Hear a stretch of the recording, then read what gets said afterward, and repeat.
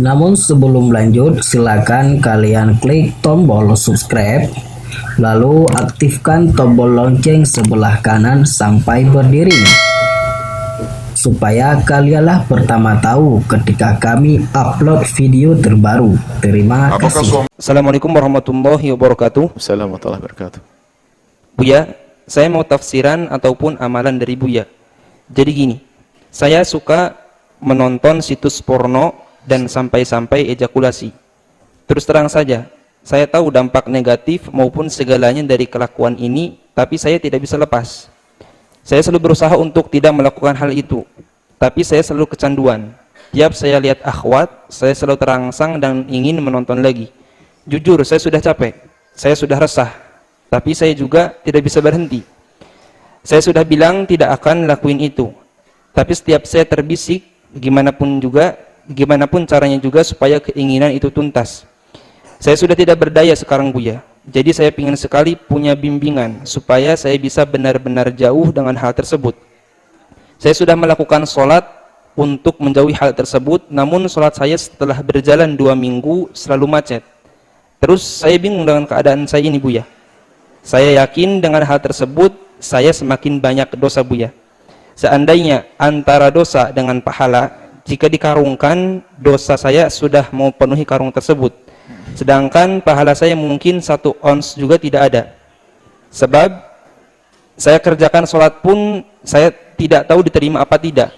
Sebab saya selalu memikir jelek saat sholat. Mohon bantuan dan arahannya dari Buya. Saya sudah pernah buka situs ataupun video Buya tentang ini semua, tapi saya rasa itu tidak mempan, Buya. Yang pertama, wahai saudaraku yang bertanya, Anda punya kelebihan. Anda punya kelebihan, yaitu ada Anda insaf. Anda menyadari kalau itu adalah tidak baik. Itu tanda kalau Anda bakal baik. Yang repot tidak insaf. Anda masih insaf menyadari apa yang Anda lakukan, nonton situs porno adalah tidak baik, dan Anda menyadari itu adalah istimewa. Anda jauh lebih baik daripada orang yang mengatakan, oh nggak apa-apa. Kalau nggak apa-apa tuh nggak akan berhenti selamanya. Ini nasihat untuk semuanya, nonton hal-hal yang semacam itu sangat berbahaya. Dan tidak pantas secara ditinjau dari berbagai segi. Secara akhlaki, secara moral, tidak pantas. Pantaskah seorang ibu nonton film begitu di depan anaknya, coba? Kenapa tidak berani? Karena nggak pantas secara akhlak. Secara nafsian, psikologi. Secara syar'ian, secara syarak. Secara psikologi akan merusak. Dan itu akan meracuni seseorang untuk mencari sesuatu yang tidak pernah ada di alam nyata. Karena namanya film adalah khayal. Sehingga mungkin saja biarpun istrinya cantik tetap saja kurang. Karena apa? Dia melihat sesuatu di sana. Maka suami yang sangat bodoh yang mengajak istrinya untuk nonton seperti itu. Karena sebetulnya dia adalah mengajari istrinya untuk mengatakan suamimu jelek, nggak kayak dia. Sama sebaliknya seorang istri yang bodoh mengajak suaminya untuk nonton yang demikian. Karena seolah-olah mengajari agar suaminya menilai bahwa saja istrinya nggak sebanding dengan dia. Na'udzubillah. Belum lagi nanti akhirnya di dalam urusan hubungan suami istri dia mencari sesuatu yang ada di khayalnya. Tidak pernah ada di alam nyata. Karena mungkin kelebihan yang ada di film satu, film ini dipadukan seolah-olah dia ingin diwujudkan di istrinya, nggak akan terwujud, maka dia akan puas, maka ujung-ujungnya merendahkan. Kau hanya seperti itu. Sehingga ingin menginginkan hubungan seksual yang bermacam-macam sehingga tidak akan ketemu. Hanya ini niru saja. Dan sehingga binatang sangat lebih sopan daripada urusan. Ini bahaya sekali urusan psikologi yang rusak. Sehingga tidak akan menemukan kepuasan. Dan terus, ini ada candu. Nyandu kalau nonton semacam itu. Kalau orang membaca buku mungkin 10 menit, 11 menit, setengah jam sudah pedas matanya. Tapi nonton ini berjam-jam tidak sadar dia. Karena ada urusan syahwat di situ. Dan ini bahaya sekali. Nah, kemudian surah syar'i membangkitkan syahwat sampai nanti mengeluarkan mani dan sebagainya, mengarah kepada keharaman. Muqaddimah zina dari sini. Anda beruntung masih Anda sadar. Makanya bahaya sekali fatwa picisan dari ustadz-ustadz gadungan itu yang mengatakan nggak apa-apa kalau suami istri. Jangan dianggap nggak apa-apa. Merusak suami istri. Sehingga ada seorang suami bangkit syahwat bukan karena istrinya, naudzubillah. Ini bahaya sekali. Tapi kalau orang yaghuddu qul lil mu'minina yaghuddu min absarihim, kalau Anda seorang pria yang biasa menutup mata, Anda menjaga mata dari yang haram, Ada seorang wanita yang senantiasa menutup mata dari yang haram, lihat. Dengan yang halal akan terus semangat. Tapi karena mata ini biasa dengan yang haram, maka dengan yang halal menjadi tidak semangat. Lihat, ini problemnya sampai di rumah tangga.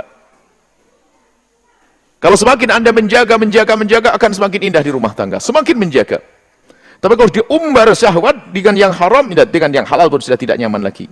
Sehingga ada seorang laki-laki menemui istrinya hanya karena sebagai seorang istri, bukan untuk hubungan seks dengan di luar, na'udzubillah, kehinaan.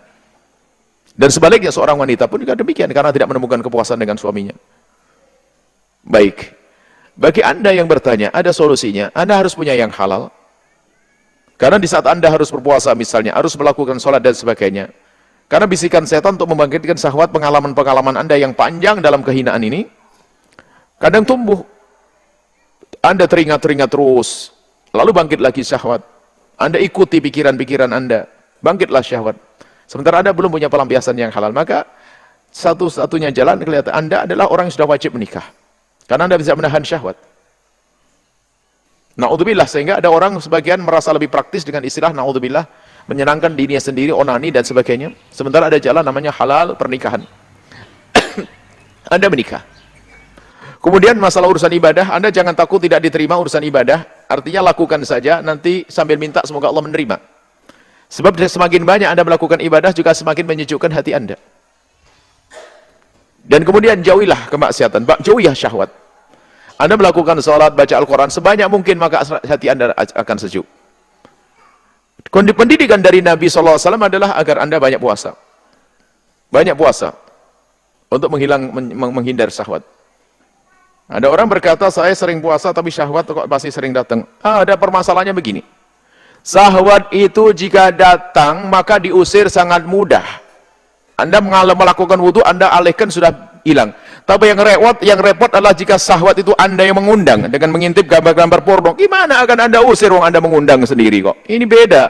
Kalau syahwat datang, astagfirullahaladzim, Anda ambil wudhu bebas. Tapi kalau Anda yang mengundang dengan menyimpan fotonya, gimana Anda mengundang kok mengusir? Maka harga mati Anda harus menghindar dari tontonan itu. Pastikan Anda. Kalau tidak, Anda terus akan terjerat. Bahkan suatu ketika kalau menikah Anda tidak akan menemukan kepuasan. Karena merasa praktis dengan cara-cara semacam itu. Sehingga apa? Anda pun tidak akan puas dengan pasangan karena Anda terbuai. Anda telah memenuhi otak dan khayalan Anda digambar di situs-situs tersebut yang itu adalah khayal semuanya. Sehingga Anda tidak akan menemukan orang yang puas dengan Anda dan yang Anda puas dengan dia. Akhirnya apa? Anda terjerat lagi dalam kehinaan. Sehingga na'udzubillah menjadi pezina, pergi ke sana, pengen nyoba, mungkin wanita ini beda, mungkin wanita ini beda. Itu semua karena apa? Menuruti hawa nafsu. Tapi ingat, Anda beruntung, Anda punya orang, Anda insaf. Insya Allah setelah mendengar suara ini, Anda akan berusaha dan insya Allah dapat jodoh yang salehah, sehingga bisa mencukupi hajat Anda, indah dan semuanya. Mari kita jaga mata kita, jaga syahwat kita, jaga pikiran kita, sehingga dengan yang halal kita semakin indah. Wallahu a'lam bissawab.